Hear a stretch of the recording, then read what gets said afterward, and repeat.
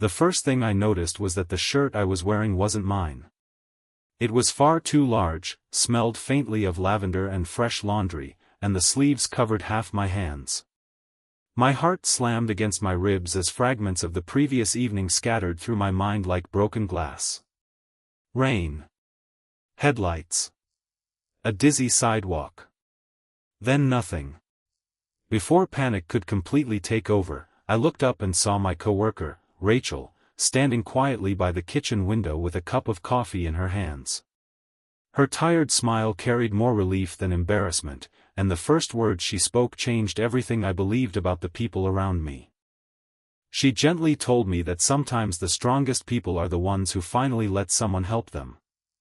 If you believe kindness, hope, forgiveness, compassion, and second chances can truly change someone's life, please take a moment to like this video, share it with someone who needs encouragement, leave a thoughtful comment, and subscribe to the channel for more heartfelt stories that remind us how powerful simple acts of kindness can be. I had spent nearly 5 years pretending everything was fine. At work in Columbus, Ohio, I was known as the dependable employee who always arrived early, volunteered for extra projects, and never complained.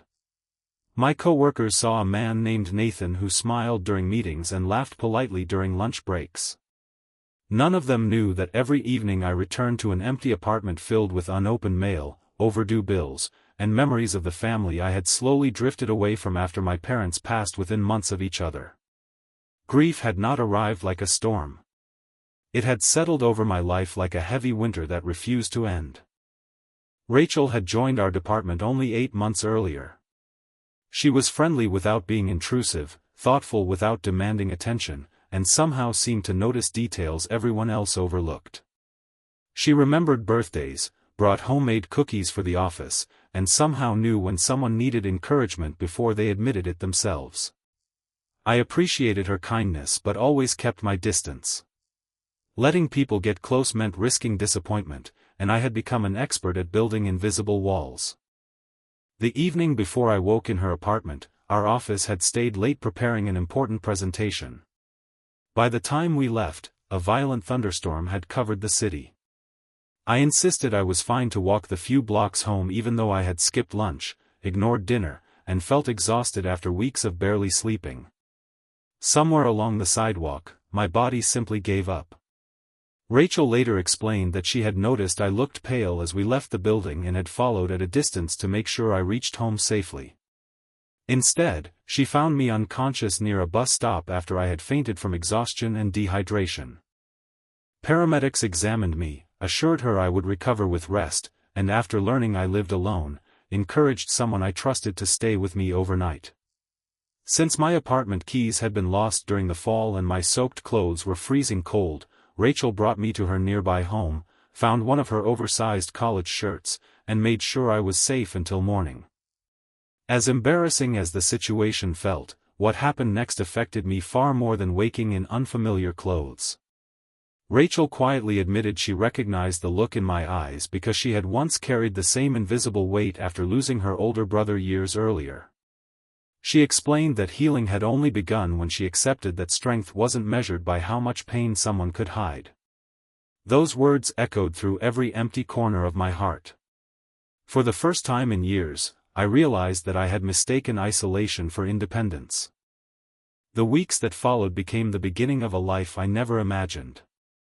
I accepted an invitation to Sunday dinner with Rachel and her parents, Thomas and Grace, who welcomed me with the warmth of people who never treated strangers like outsiders.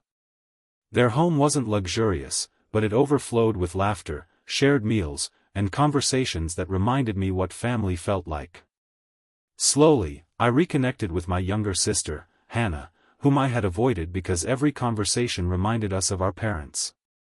Instead of reopening old wounds, those calls began helping both of us heal them. I also learned to ask for help without shame.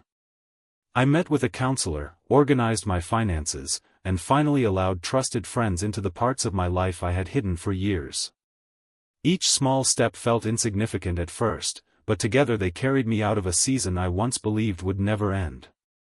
Months later, our company recognized me for leading one of its most successful projects, but the award sitting on my desk never meant as much as the lesson behind it. Success hadn't come because I worked harder. It came because I was no longer carrying every burden alone. The oversized shirt that had once filled me with confusion became something Rachel jokingly gifted me after buying a replacement. I kept it folded in my closet as a reminder that one unexpected act of compassion had rewritten the direction of my entire life.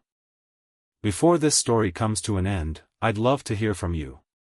Please leave a comment and tell us about a time when someone's unexpected kindness changed your life, or when you were able to become that person for someone else.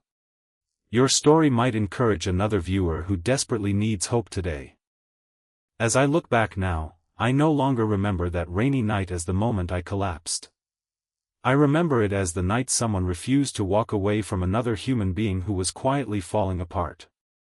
Sometimes miracles don't arrive with flashing lights or dramatic speeches.